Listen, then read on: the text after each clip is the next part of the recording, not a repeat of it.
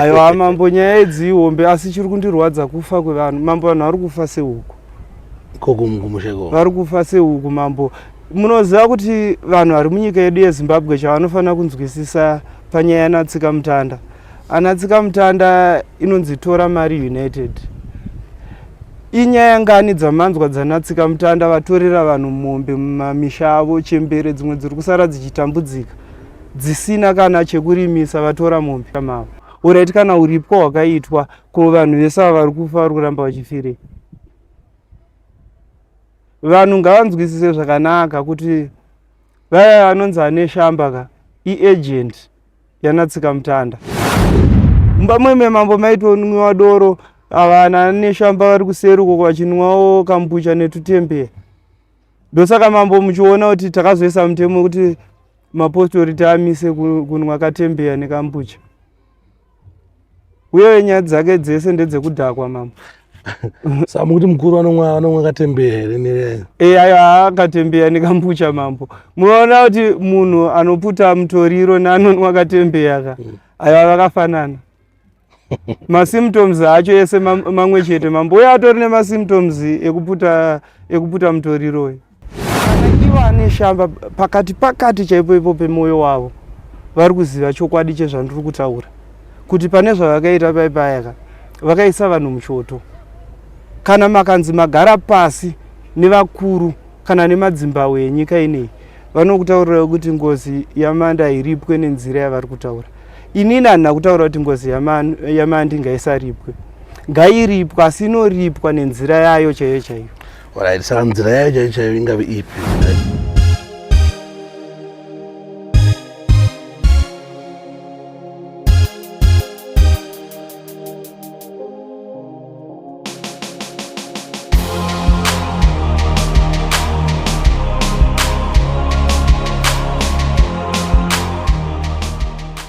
Hello mre Zimbabwe and welcome back again. Ndadzokera zvakare kuchitungwiza kwandavhizitira munaziri area kuti tinzwisise nyaya mafambiro ari kuita.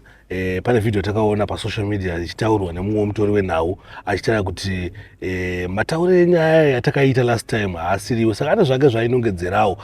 Akati nongedzera even nesuwo majournalist tatakuita se tatakubatanidzirwa ipapo takunzi kutsvaga relevance tikutsvaga mbiri but mbiri hatingaitsvage nekuti mbiri tinayo kudhara.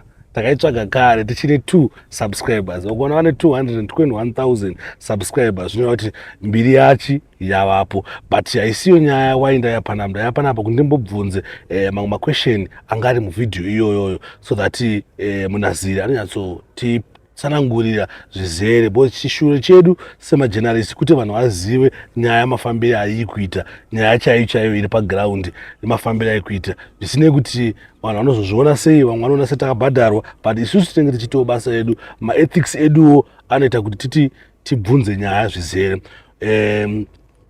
Mune Zimbabwe ndikurekeredze munaziri muchirongwa. Munaziri munofara ino? Kazwai mambo Sparks. Aiwa isusu tinofara munaziri. Manguva ndadzoka zvakare tichikunetsai tichikushungurudzai so paine mibvunzo inenge yauya zvakare. Ndofunga patakaita video last time ndakakupromisai kuti pakaitawo zvinenge zvangoita kuti zvinochida kuzikanwa nemhuri yeZimbabwe ndinenge ndichingouya ndichida kunzwa zvakafamba sei. Pane video takasangana pa social media video raitaurwa nemumwe journalist achitaurawo pamusoro peinterview yatakaita last time. Saka angane zvaitai kunongedzerawo kuti apa kana tichinge isusu tiri wrong but ko apa kana isusu tiri wrong ko apa. Saka isusu tingoripo pakuti tinyatsonzwisise. Saka ndine mibvunzo yandinayo yandakatora pathat video yandati mukwanise kupindura. Mibvunzo yekutanga ndeyekuti imimi matauriro amakaita last time nemaita takaita video last time hanzi imimi muri kutsvaga mbiri maizvimaketa.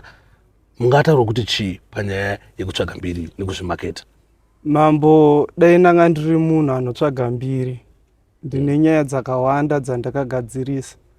Dzimwe dzandisina kumbobvira ndatora kamera kana foni kuti nditsvage mbiri. Muenzaniso tine nyaya yemukomana wemusilingi uya anonzi Grant.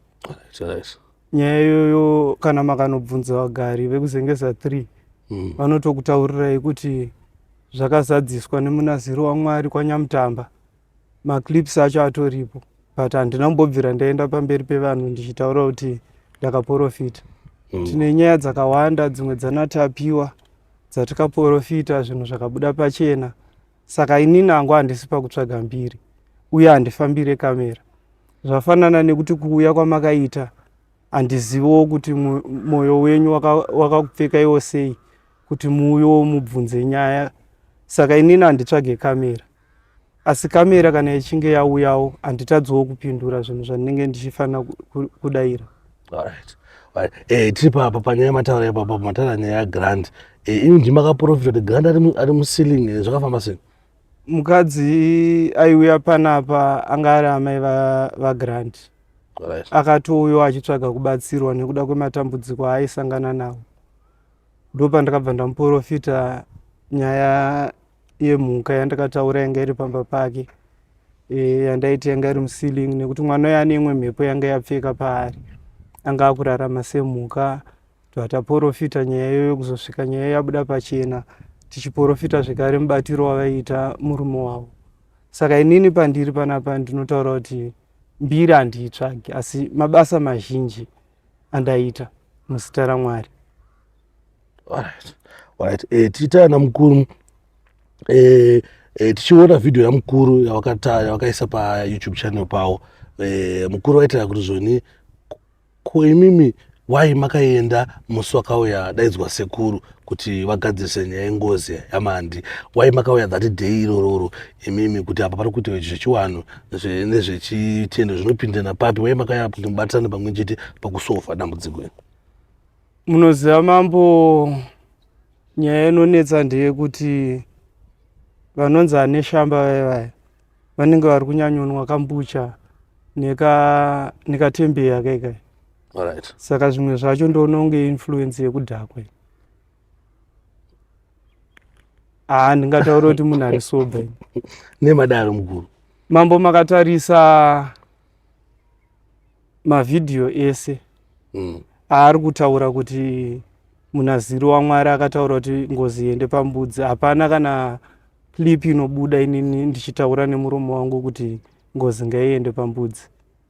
Saka ndega ndiri kutoona kuti munhu wandiri kutarisana naye anonzi Neshamba, iagent yanatsika mutanda. Saka iye hapana paanotadza kusimbisa basa ranatsika mutanda, nekuti ndipo paanoraramira. Makatarisa nyaya dzake dzese mambo ndedzekuenda kumaruzevha kunotenderera natsika mutanda nanabooster, kwavanenge vachinonotorera nherera neshirikadzi neharawa nechembere mombe, vachinyepa kunge vari kugadzira misha yevanhu. Saka inini pachangu mambo handikwanise kuti nditore zvinhu zvevapfupi ndichitemba kureba.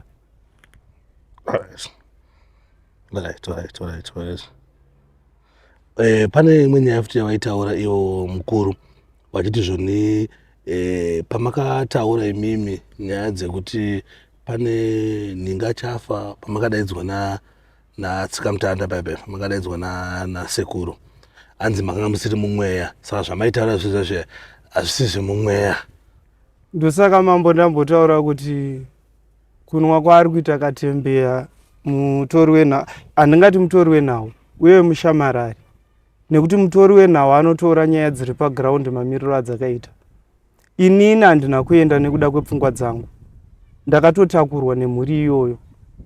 Of which kuenda kwandakatoita kwamutoko, musikana aibudirwa nengozi yamandi, ndakatosumuka kubva naye kuHarare mudare rangu, tichiti taakutoenda kunogadzirisa nyaya idzodzo uye musha wanga wakaungana. Saka inini handingainvaitwe nemurapi. Aiwa, hazvikwanisike ka. Inini ndakangoendawo ndakazvimiririra sekutorwa kwanga ndaita.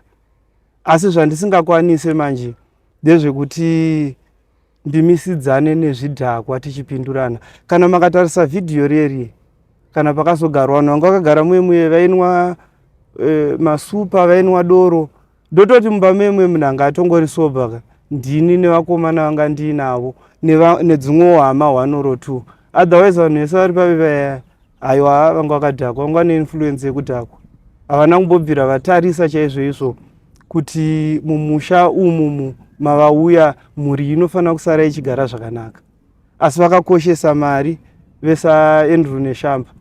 Alright, kana inini ndiri munhu akaipa, why is it ivo ane shamba vakazokumbira nhamba dzangu kuna sekretari wangu, vakandifonera vachiti murume wavo anzi mukadzi wavo ari kurwara. Kana ndiri munhu wenhema vaidirei kuti ndinamatire mukadzi wavo ivo ane shamba?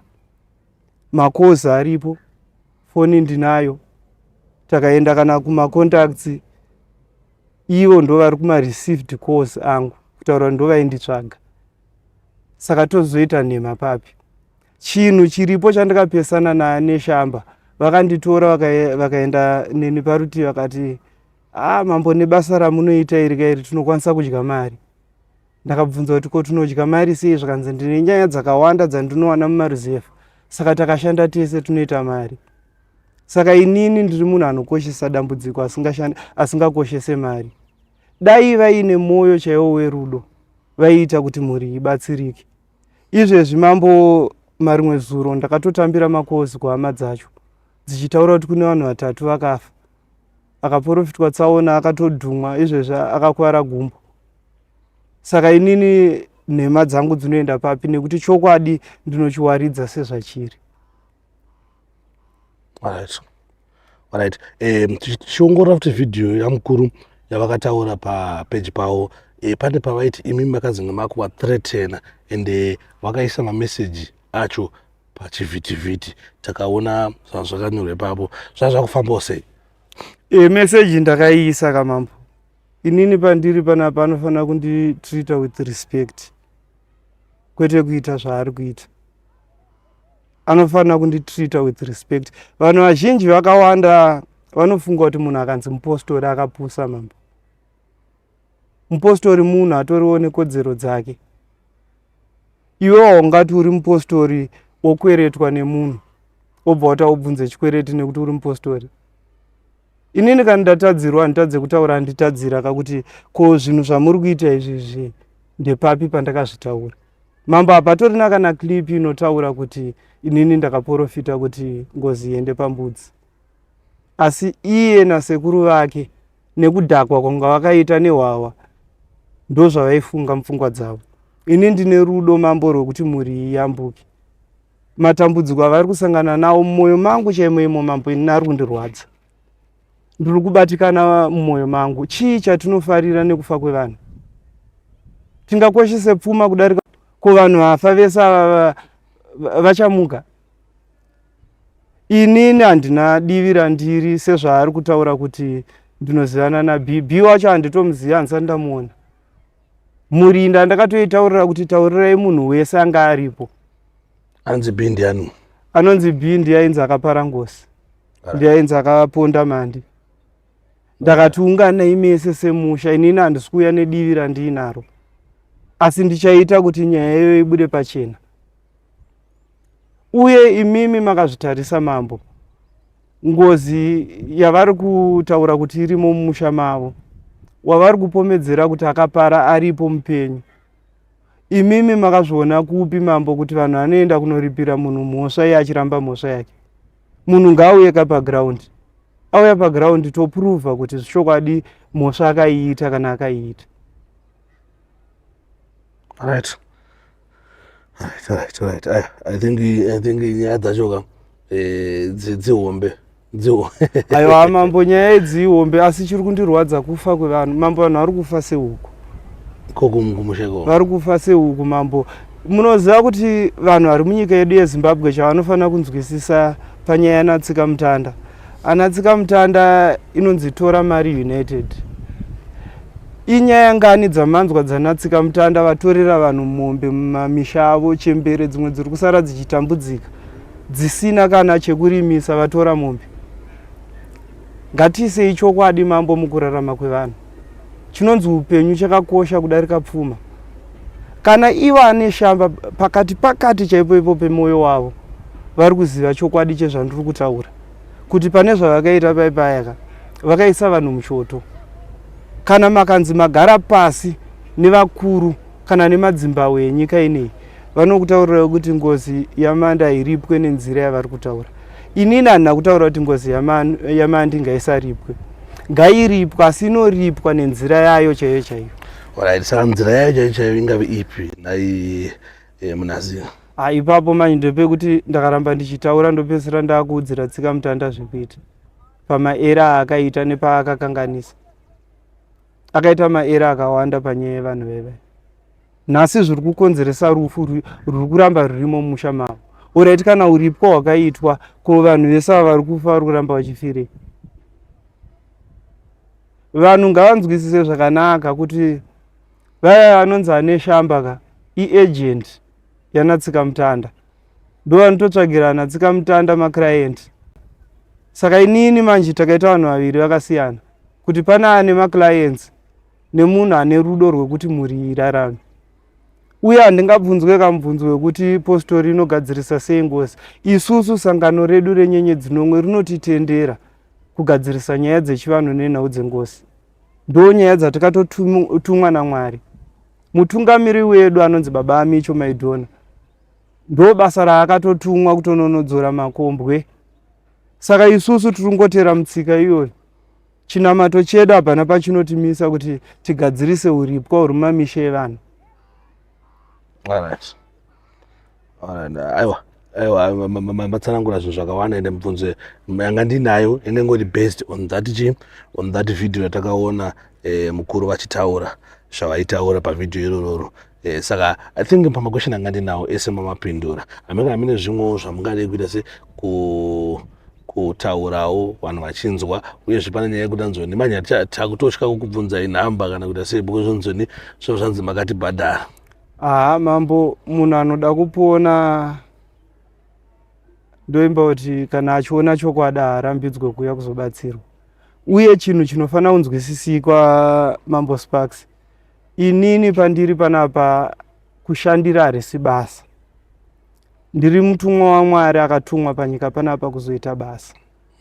Kuseri kwekunge ndagadzirisa matambudziko evanhu ndinofanira kunamatisa vanhu. Imimi ndekupi mambo kwamakambonzwa kuti tsika mutanda akabatsira vanhu vakazosara vachirumbidza Mwari? Kana kuti inyaya ngofamba nemazitsvimbo avaya vachizvita ana booster vachibira vanhu mumaruzevha. Ane shamba ngavapfekwe nemweya waMwari. Munhu ane mhuri ngaagadzire zita rakanaka, kwete kuti vanhu vanozochema nezita rake kuti ane shamba wakatiigira tsika mutanda asina zvaakagadzirisa. Ngaasiye history yakanaka kumhuri yevanhu. Ngaasakurudzire vanhu kurasika zvavari kuita. Koko vanhu vane shamba vachiti hanzi amugona kuzotorovera huku mungadaro here? Mambo handifunga kuti kuna Mwari akadaro. Ko kwenenge chiroverwa ndiyei. Handiti kutotaura kwandakaita naye ndichisa meseji kuti musandijairire. Kutotaura mambo zvinhu zviri pakati pemwoyo wangu. Kwete kuti nditopesa takushkara kuti nesuwo majournalist muona besa makutorera huku. Kuna munhu anongofa zviri nyore asina mhosva. Ende munhu anokwanisa kupa munhu upenyu ndiMwari chete akatisika. Iwewe kana une chakaipa pamberi paJehovha anokutonga. Handiti takati Jehovha wedu ndi Jehovha wehondo. Anokutonga. Haatadze kukutonga kana usina kumira munzira yake. Inini donzvo rangu mambo nderekuti nyika ngainamate ngaizive Mwari. Asi ava vamanje vatikazonosangana navo padare rataiita, vanhu vatori pabhizinesi rekufamba mumamisha evanhu vachibira vanhu. Inini ndiri munamatisi wevanhu. Kuseri kwekugadziriswa kwematambudziko vanhu vanofanira kuziva Mwari. Alright. Aiwa. Toda kutendai netime yenyu yabasa zvangamuchiita mukauyawo mukakwanisa kutaura nesu. Hamene muchine zvimwe zvamungade kuudzawo mhuri yeZimbabwe nevanhu vaikomenda zvakasiyana-siyana vachiti mavhidhiyo aripo muchitaura kuti ngozi ida kuiswa pambudzi, mavhidhiyo aripo nengonzwa makomendi akasiyana-siyana ingotaura kuti inzi aiwa madzibaba kunyepa kuti takaona mavhidhiyo. Chandinoziva ndechekuti munhu ane timu yake yebhora yaanosapota mambo kunyange timu iyo yakadyiwa anongoramba achiisapota. Asi vanhu pakati pemwoyo wavo vari kutoziva kuti apa tsika mutanda akakanganisa. Saka vanhu vanotaura zvavanotaura hangu handina basa navo mambo. Chakakosha ndechekuti Mwari ari kundituma anonditendera kuita basa. kana mukristu chaiye akarambwa, ko inini mambo ndakaita sei ndingazobvumwa? Jesu chaiye akarambwa, ko inini? Saka vanhu vane muono nemaonero avo hatina zvatinovaita mambo. Asi vanhu ngavasavenge mutambi, ngavatarise mutambo. Kupera kwemutambo ndokunoburitsa result. Inini vanhu ivavo ndovataurira kuti ndakatopa mukana, takabvunzana natsika mutanda kuti alright ngatichishandai, iwewe chiita basa, inini ndoita pangu. Saka iwewe woda kuti atange kuita nyaya iyi ndeupi? Tsika mutanda akati ndiyada kutanga kuita. Ndakatomutaurira kuti nyaya dzauda kufambisa idzi, apa neapa neapa uri kukanganisa, ubva aita nharo, ubva aenda achiita zvaari kuita. Saka vanhu vari kupa vanhu nyaya vanoenda paground vonyatsotaura nyaya semamiriro yakaita. Inini mambo panyaya handisi gate crusher kai. Ndakatongodedzwawo, vanhu vanzwa mukurumbira nembiri yangu. Kana makatonotarisa pamaklipi iwayo, musikana watinoti aipoterwa nemhepo yaMandi akatotaura nemhepo kuti takapinda mudare, takapinda mumbiya, takagutsikana nezvatakaona, kusanganisa dzimwe hama dzacho dzanga dziripo. Alright. But Munaziri, pane kavidhio kandakaona kakaiswa namukuru pavidhio ravo, kanga makagara sekuru vachitaura kuti zvoni toda kubatana, toda sefamily ida kubatana, mamakagara muchaidza kuti mukutierera, ende munoratidza kuti mamakagara muri pamwe chete, mamakushanda mese here, zvaizofamba sei? Aiwa, taisashanda tese. Patakapedza kutaurirana, handiti ndo patakatanga kuonekana nevanhu vemumba mwemwe kuti ini ndakusumuka ndakudzokera kwandabva. Saka iye akabva angohakira obva achitanga kutaura nyaya dzake. Nyaya yemambo haina kana pakabuda muromo wangu nchitaura zvembudzi. Iye ndiaitotaura. Ndinomba kuti ndakanzwa futi vane shamba vachitaura kuti anga asiri pamweya. Hameno kuti munhu ari pamweya anomezhwa nedp stick rakaita sei. Kana kuti anoiswa here paskero kuti apimwe kuti zvinhu zvaari kutaura ari mumweya kana kuti haasi. Inini mumba mwemwe mambo ndaitooneka vanhu. Kana makatoona vanhu vese vanga vakagara mumba mwemwe maitonwiwa doro. Vanhu vese vanga vari mumba mwemwe vanga vari under influence yekudhakwa. Alright, toenda pamusikana ari kubuda nengozi mambo. Akatanga kupiwa hwawa achinwa hwawa. Achipiwa hwawa achinwa hwawa. Imimi pamuri mambo ndine mubvunzo mudiki. Kuti munhu akapoterwa nedhimoni takamupa poison akanwa, haaferi. Saka ko uyu anga akapotera ngozi aipiwa doro, munopaonawo sei ipapo?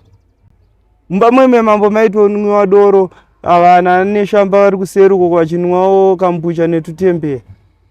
Ndosaka mambo muchiona kuti takazoisa mutemo kuti mapostori taamise kunwa katembeya nekambucha. Uye nyaya dzake dzese ndedzekudhakwa mambo. Saka mukuti mukuru anomwa katembeya here? Ayo akatembeya nekambucha mambo. Munoona kuti munhu anoputa mutoriro neanonwa katembeya ka, ayo vakafanana. Masymptoms acho ese mamwe chete mambo. Uye atori nemasymptoms ekuputa mutoriro. Nekuti munhu akakwana chaiye ane rudo rwekuti haasweroita zvese zvaari kuita izvi. Munhu mukuru mambo ngaabhihevhe semunhu mukuru. Patsvagwe solution yekuti vanhu havasarambe vachifa. Vanhu vari kufa mambo, kufa kunge huku. Mambo ngativei nerudo, ngativei nerudo. Munhu anobatsira vanhu akashaya rudo mambo ka, haana basa nekupona nekuyambuka kwevanhu. Chero iye zvaari kuda zvaita. Alright.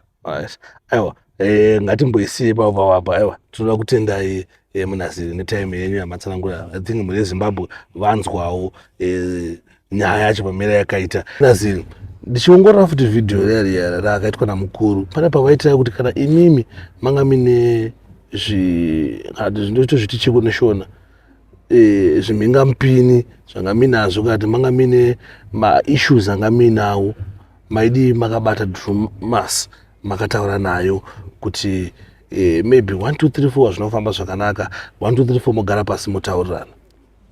Ndoemba kuti mambo sezvandambotaura inini handitsvage kamera, asi kamera ndiyo inonditsvaga. Sekuuya kwamakaita handiti makaona paindaneti makazamawo kubata kuti mutore nhau, makabata sekretari wangu, makabhuka zuva rekuti tisangane. Saka iye neshamba nedhurumazi yake kana ane mubvunzo neni anobata, akasununga kubata sekretari wangu obhuka zuva randakasununguka randisina zvekuita, obvunza mubvunzo yake yaari kuda tichipindurana. Ino handisi kutoramba interview naye, kana aine mubvunzo anobvunza, uye mibvunzo yacho yese ndine mhinduro nayo. Alright. Mune Zimbabwe ndofunga manzwa kutaura kwaMunaziri vachitaurawo side zvavo according kana zvichienderanawo nevidhio takaona yakaiswa namukuru pa YouTube channel yavo. Saka izvezvi svika kati ndisandapedza zvangu kuvhara ndakanzwa mukuru achiti ndaifanira kutanga ndavafonera ndovaudza kuti kune nyaya yakadai. Ndinoona sekuti mukuru munenge mandiomesera kana makuti ndakanzwawo imwe nyaya yakambopfuurawo nepapeji penyu ndotanga ndakufonerai kuti ndinzwe kuti nyaya iyi yakaita sei. Hamune makuti wanziro basa mukuru, but chinongoitika ndechekuti tinongopa vanhu platform kuti vataure nyaya sezvazviri, because nyaya yacho yanga ichiitika it's not something chiri off camera, zvinhu zviri kuitika pamberi pekamera, zvinhu zviri paindaneti, zvinhu zviri pasocial media. Saka tinongoya nazvo pana pasocial media, asi kuri kunzi ndaona nyaya yekunzi mukuru wakadai ndobva ndaitsvaga paindaneti ndaiona isipo. Ipapo mukoma ndiri kufonerai ndikubvunza pana nyaya ndiri kunzwa so ndechokwadi ere, but nyaya dzinenge dziri paindaneti ndakaona sekuti ndinenge ndakuzviwanzira basa kuti nditange ndambofona kuti mukuru pane nyaya yakadai, kuti angoti no, nyaya dziri paindaneti ngadzingoitwe paindaneti. Ende ndoda kutendaiwo nekavidhio kangu kamakatora muchiisawo pavidhio penyu, makaratidza kuti hamurwadziwe nefesi yangu. Ndakaiona pachannel penyu ende ndakafara zvisingaite. Mwari wakuitire zvakanaka. Don't forget to subscribe DJ Sparks ZW. Don't forget to follow us on all social media platform. But before you follow DJ Sparks, please follow Jesus Christ. Saishe namponesi upenyu hwenyu. Thank you.